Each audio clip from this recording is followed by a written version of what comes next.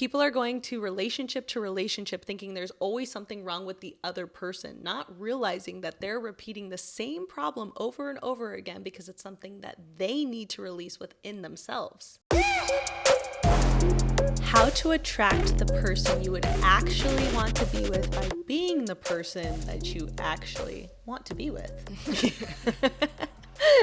Me and my sister literally love diving deep into like self-help stuff and healing and traumas and releasing stuff and becoming our best versions. And that's what this whole podcast is about. So me and Tash are going to get into it today. Let's go deep. And I've done every type of spiritual release, so I'm excited to share. This is one we've been kind of talking about to our friends, and we've like flipped almost every person around us. They're like, give me your therapist. Give it to me now. We've like helped so many people at this point. We're like, we can't share her with everyone because she's going to be fully booked and then not even have time for us anymore. But selfish. Anyone can look into this after the episode. But let's kind of first dive into what trauma releasing really is. And I think trauma, like when you say the word trauma, it feels like such a huge deal, but it doesn't have to be something like so traumatic. Like we all have little traumas that we've brought. I'm saying little now, I'm trying to make them really small, but we all have traumas that we've dealt with from being a kid. And when we're under the age of 7, that's when our brain is fully getting developed and we're picking up things. That develops most of our personality traumas between the ages of 1 to 7, but you still have traumas afterwards. For sure. But I'm trying to say is like, and before that age, you can't fully grasp or understand why certain things are happening. So you don't know how you took it on under the age of 7. For an example, say your parent was like, stop talking, or you're so annoying, or says something to you, but you don't know that they were just dealing with a really hard time. Like, they're losing the house, or they're going into debt, or they got fired. There could be so many things that as an adult you look at and you're like, you were doing the best you could. But as a kid, you're like, oh, my dad hates me. And like you take it and you don't know what things you're taking on that now you're taking into your life, and you're looking at the world in a certain way. And like these things could be coming up in your relationships and your friendships and your work. And it could be coming up in all areas of your life, and a lot of us don't even know we have them. And so it's been really interesting for me and you to go to therapy, and we go to a certain type of therapy called EMDR therapy, which we'll go into in a second, but to start to see what traumas we're holding on to. And I'll let you talk in a second. I'm going in. One of the things that was really interesting on my last session on therapy, which I thought was really interesting and some thoughts I've gotten into, is like, we all are made out of, she didn't tell me this is what I'm going into why I looked at it this way, but we all are made up of energy. So we have like this energy body, which is like, some people call it your soul or whatever. And we know scientifically that we are all made out of energy. It's a true thing. And so I was like, okay, so if we're this energy body and we have this energy, what if all these experiences, and I think this is true from what I've done research on, every experience that you're going through in life, you're literally just taking that and like it's storing on your energy. It's like going into your energy. You're like catching all these things. And that's why I even got as deep as one night thinking, what if a memory is just you pulling from that energy field? And now you're like, this is a memory. So what was interesting is on my last therapy session, she said I was releasing a trauma, and she's like, imagine your trauma as like there's a door over it. Like you have to open the door, and all trauma release is our body needs you to re-experience that traumatic event, to relive it and release it from a new perspective and new way of looking at, because in that moment you held on to it from a perspective that is making you carry maybe a negative experience or a negative way of looking at the world. Yeah. And so our whole part of developing and becoming our best version is allowing ourselves to relive certain experiences so you can feel them again from a new perspective. So anyways, go into it. And even just like, because I remember when I first was looking into traumas, I was like, I don't have trauma. Like nothing bad really has ever happened to me. When I think about my childhood or anything that's happened when I was little, I was like, it was never that bad. People have it way worse than me. So like even when the word trauma felt too heavy. And then the more I got into the work, I was like, oh yeah, that did suck for me at that time. And I think that's the thing to get people to understand, because you can have trauma that can affect you in so many different ways, just even like relationships. Like, of course, that's something I've dived into. So it can affect even just your whole attachment styles, whether you're like avoidant or anxious. So whether you're someone who's like, even how we were talking about in the very beginning, we're like, oh, if you want to attract someone you actually like, instead of the trauma bonds or attracting people that, like for me, my own journey, had avoidant attachment. So I kept on attracting people into my life that weren't right for me in a way, because it kept bringing up my avoidant attachment, where I would like them for a week and then I would get to know them and find one thing wrong with them, and then I would push them away. She's like, yeah, but he's not really that funny, and I can't be with someone that doesn't make me laugh. So he's like not really that funny, and then I'll hear her on the phone giggling. I'm like, but is he kind of funny? Is he a little But no, bit- he's not as funny as I would like need. him to be. I got so picky, but I didn't realize until I went into my childhood traumas that it was me trying to find something wrong with them because I was so worried about getting hurt. So if I figure out what's wrong with them quickly, push them away before I get to know them deeply, then I won't get hurt. So then I got to see, oh, I'm protecting myself. Like, it's a protection thing.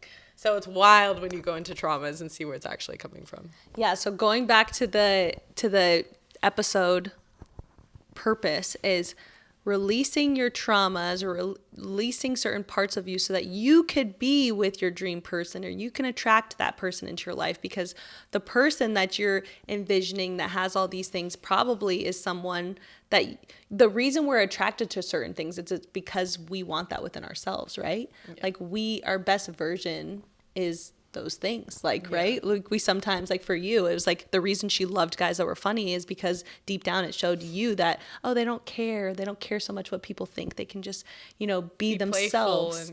And so like you loved that because like, I was such a shy kid where I cared too much what people thought.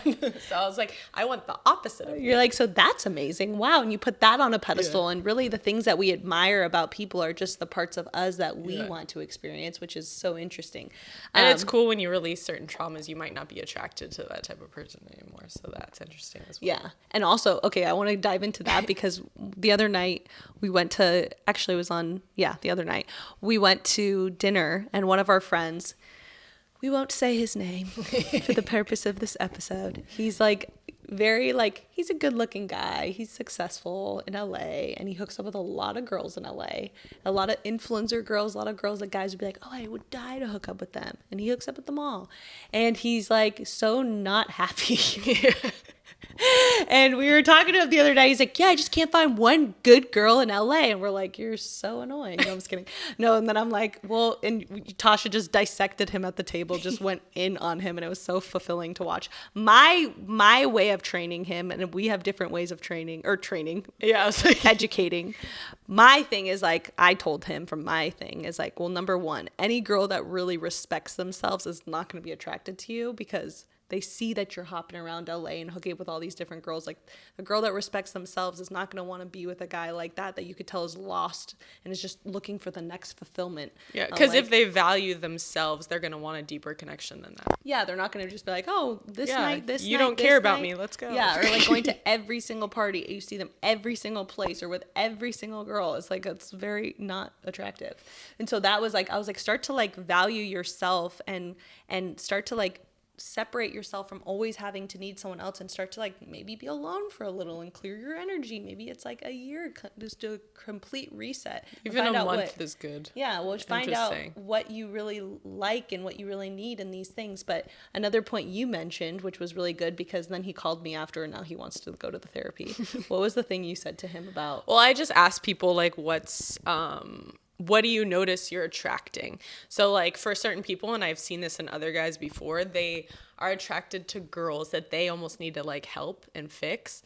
Because deep down where that's coming from is, if I am giving you value as a man and I am taking care of you and fixing you because you're so broken and hurt, then you're going to need me and you can't leave me. But they don't realize that they are now only dating very broken women.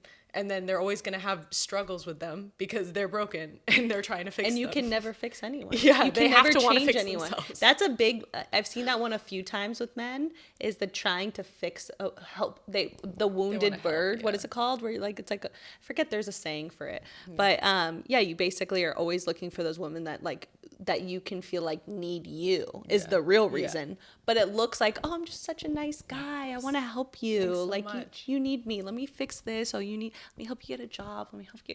And then like those are the girls that are the most broken, and they don't love themselves, so they can't love you. And then it becomes a toxic relationship. And that was the type of relationships he kept attracting over and over again. He was like so unfulfilled, but then every girl that he actually started to really like was the girls that were really broken, would maybe like not fully love him or take advantage of the situation because he's trying to like help them, you know?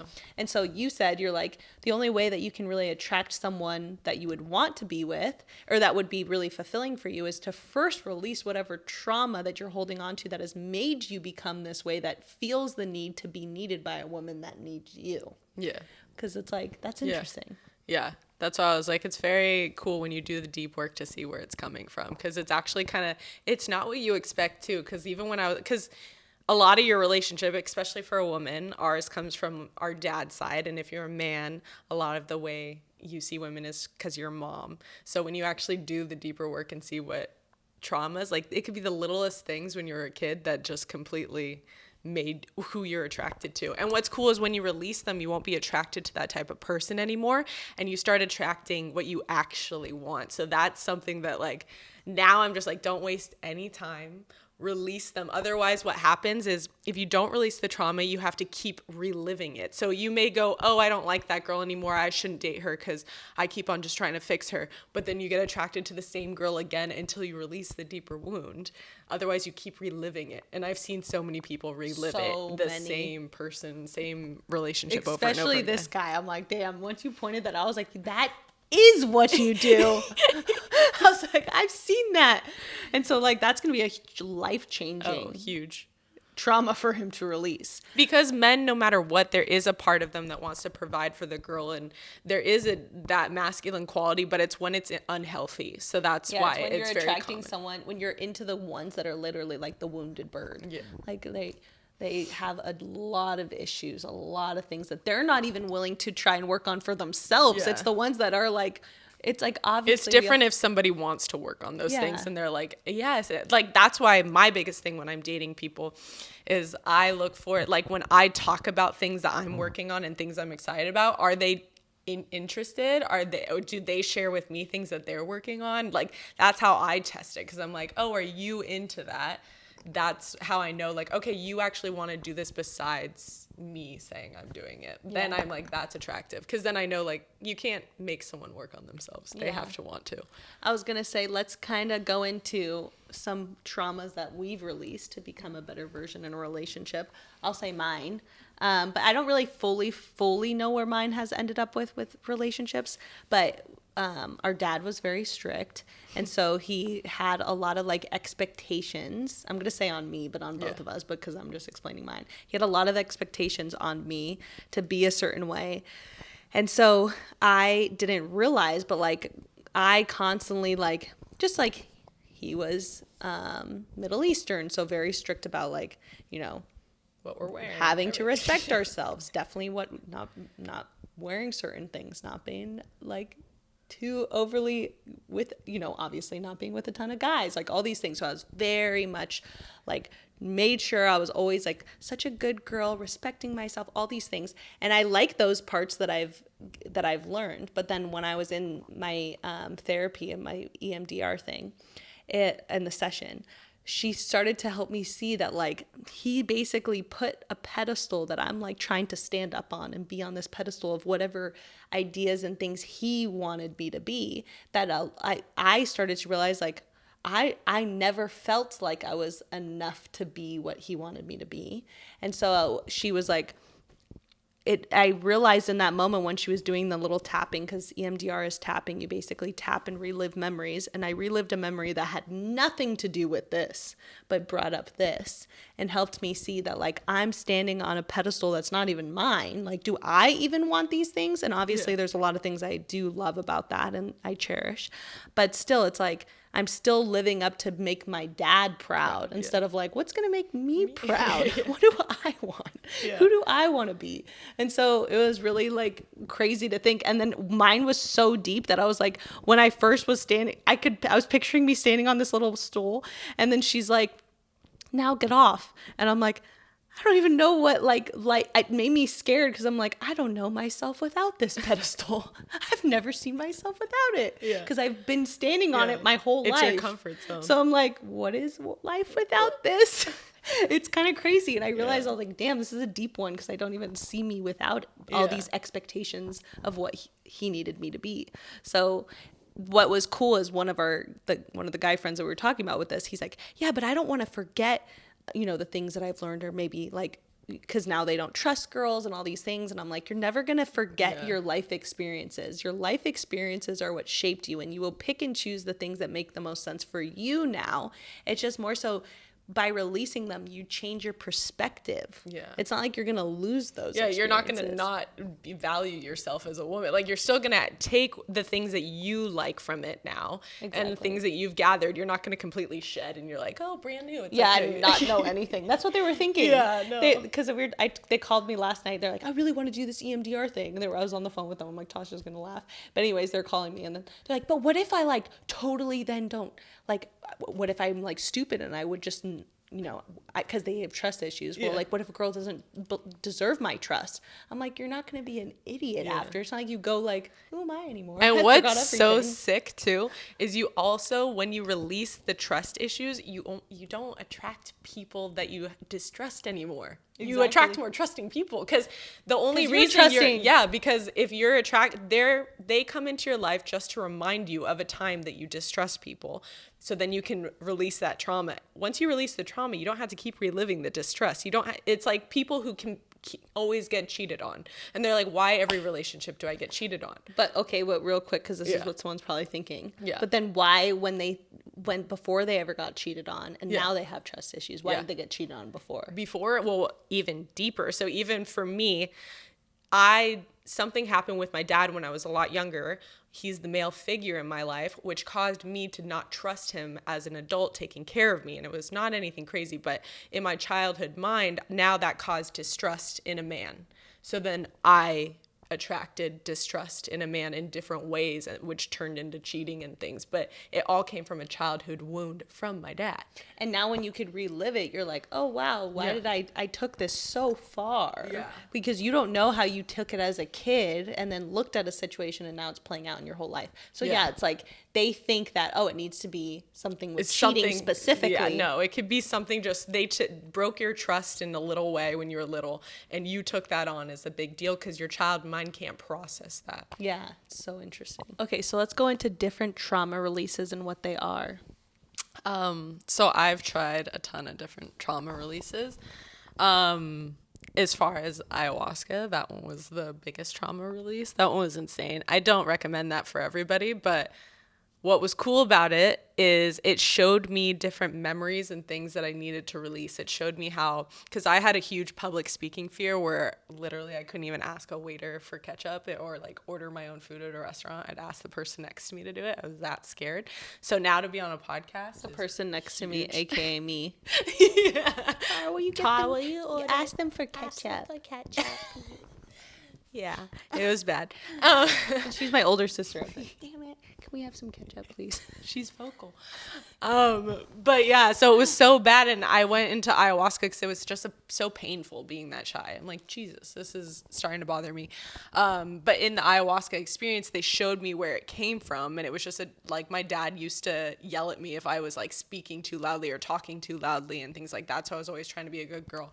So it was cool once I released the times that he yelled at me.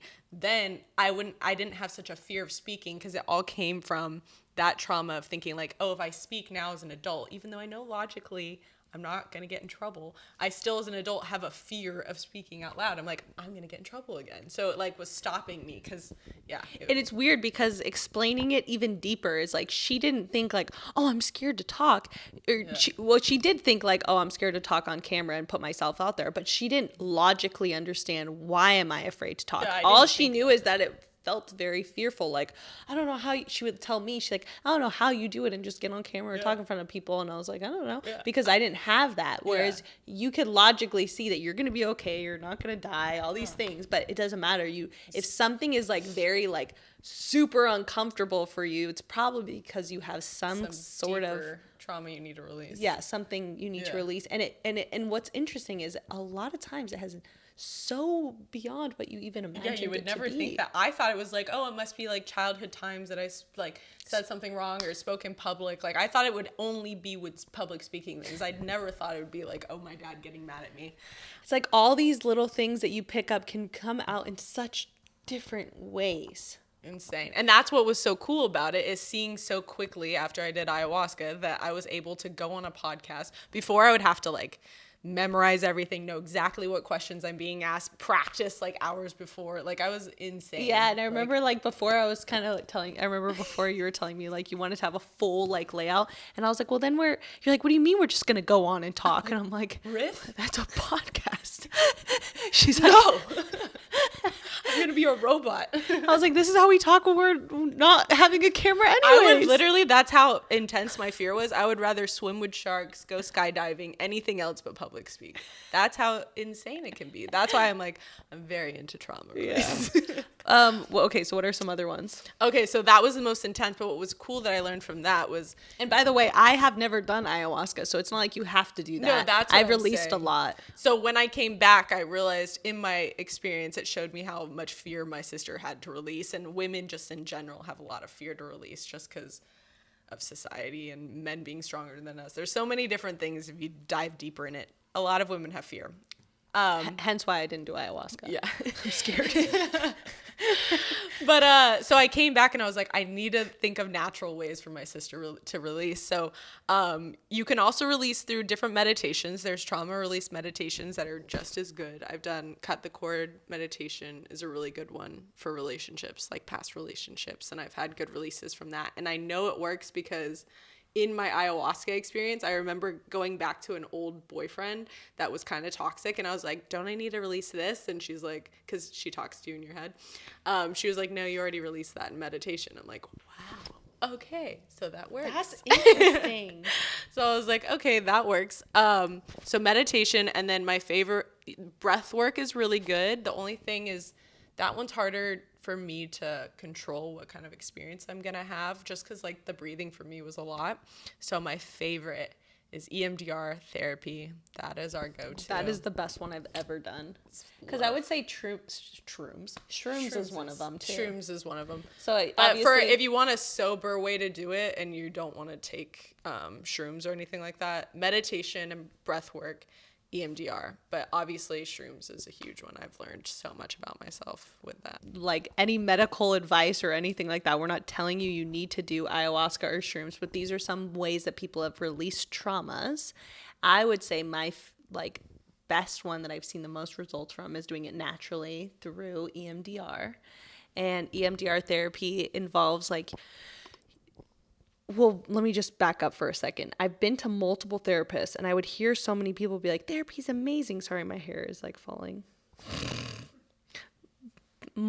People would always talk to me about therapy being amazing, and I'd be like, I've tried multiple, none of them were good. I was like, I don't experience it because I already have such deep talks with you and my friends, so I'm like, I get this deep talks all the time. And the way we think is completely different. Yeah. So then what I realized is I wasn't going to the right type of therapist because Natasha brought in this new woman that was amazing, and she does EMDR therapy. And so with that, you sit down, you have no idea how deep this lady's going to go. But another point that I loved that you mentioned is always go into it with an intention to release something. That's a big part, because I did go into it a few times and you're like, you didn't cry yet? I'm like, no, I didn't cry yet. And I'm more of a crier than you. And so I was like, so then I started being like, I'm going to release something today. I started saying that before my intention, and then I would be bawling. Yeah. And so anyways, you go into it with that setting an intention that you're going to release something, and then you go into that memory and you do EMDR with that memory, and you're just slowly tapping. And I realized that the reason you're tapping, I found out, is because your nervous system, when it's reliving an experience, it wants to know that you're still present. You're still in this moment. You're not in that moment, which it's weird. You would think you would know how I don't know how to time travel on that level to be like, oh, I forgot I'm in this life. Yeah. I'm like, I can't, but still, I guess your body and your subconscious doesn't know the difference. Yeah. So you're reminding your nervous system that you are here. And so you're reliving it. It makes your body feel safe to relive it. so that you can relive it from a new perspective, a new outlook in this moment. And then you go and you experience it, and you start with saying, like, at what level, when you think about that memory, how heightened is it out of 1 to 10? Say like an 8 or a 10 or whatever. And then you start tapping, and then she has you relive that memory. And then as the more you do it, the more that number is supposed to come down. And then it gets to a point where you're like, actually, this memory doesn't bother me at all anymore. You don't forget the memory. So I think that's a big point. It's like, you're not going to completely not learn from your life experiences. You'll still remember it. You're just not going to get so triggered by it, hurt by it, looking at the world through it only. You're going to have multiple perspectives and multiple healthier ways to look at things, right? And understanding, like, what we mean by triggered is, like, sometimes, especially you see it in dating, where you could be dating someone and they do something, and then you get upset by it. They're not purposely trying to hurt you, but you get upset by something they do, and it's like an irrational, like, anger, or like you're like, why am I so angry by this? And you can tell the other person, like, almost thinks you're like, okay, I'm sorry that I hurt you. And it's usually like an irrational feeling that comes up sometimes. That's you're like, true. they didn't actually do anything wrong sometimes, and that's why it's like, oh, this might be something I need to release. Obviously, you can like have people come into your life that purposely do stuff to hurt you, like cheating and things like that. But a lot of the times, especially the healthier you get, you'll notice in your relationships that they're not purposely trying to hurt you. It's just something you get triggered by, and you're like, oh, this is something I need to release. Like, give an example of some of them. one time in a past relationship, this person, so I found out actually from you came to me and you're like, hey, I just want to let you know that this person said a lie to my friend, and it was a close friend and a group of friends. And I was just like, but it turned out that it was all just a misunderstanding. Once I went to my boyfriend at the time and I talked to him, and I was like, hey, my friends found out this, what the hell? But before I even talked to him, I was like spiraling. I was like, he's not who I think he is. He's a complete liar, like freaking out. And our whole relationship, like all the trust we've built just went out the fucking window. Like, I was just like, I don't trust you. And it was just like, that's why when I went to him and I came to him so angrily, he was just like, did you have my back at all? Like, did you, like, or you just like, oh, nope, don't trust you, trust everybody else but you. So he was a little bit hurt by it. And then I realized, I was like, oh, like when he told me, like, okay, there was a miscommunication, the thing that it wasn't how it came out.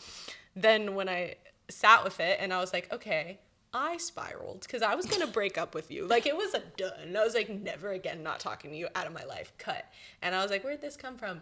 And it came from a past relationship where I found out, an old boyfriend, I found out later that he was cheating on me.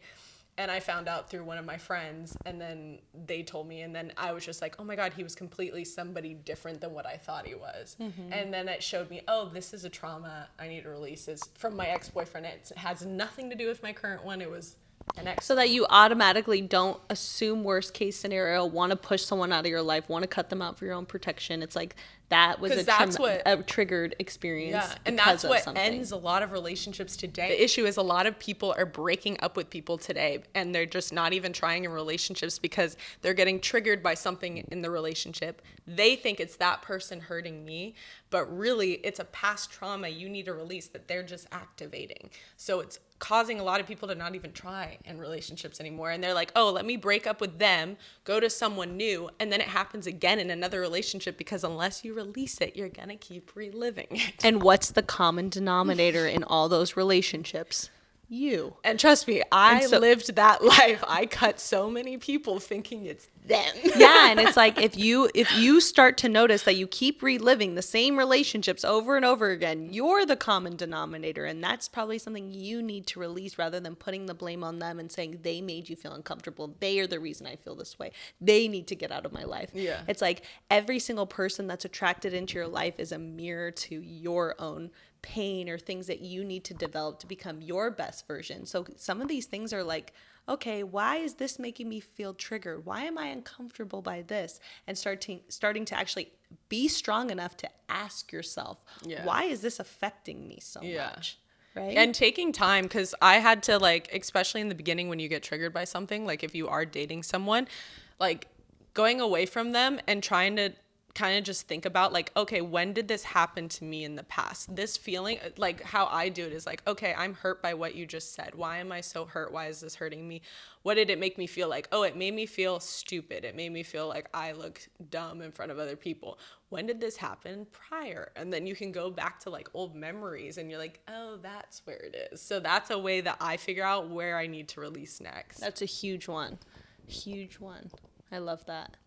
Yeah, it's so exciting when you can see that all we're here to do on this planet is to release shit and become our best version. That's literally the only purpose of life, is just to let go and become your greatest version so that you could be someone you're really proud of at the end of it all. And it gets addicting because you do notice that the people that you attract into your life, the things in your career, manifesting, everything gets so much better when you release your traumas, because it could be holding you back from like things you want to achieve. It can affect your money, because money is different traumas, like the way your parents, their money thoughts are on you. So it can be in so many different areas.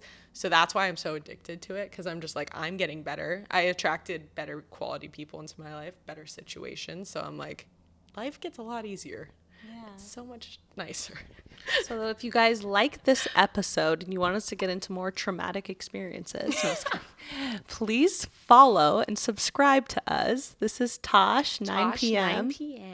And we love getting on the bed and just getting in deep talks. This is what me and Tosh talk about all the time. We're like, what trauma did you release this week? We sit on the couch and we go in. It's fun. And it's so fun. I like want to call her after. I'm like bawling, crying. I'm like, I just released this thing. Yeah. Do you remember when this happened when we were younger? Do you remember that memory? And you're like, wow, I looked at it this way. You looked at it that way. We looked at it a completely different way sometimes. Yeah. I'm like, oh, you weren't even living it in the way I was. But anyways, it's very interesting. We love doing this. Thank you so much for watching, and we'll see you guys soon.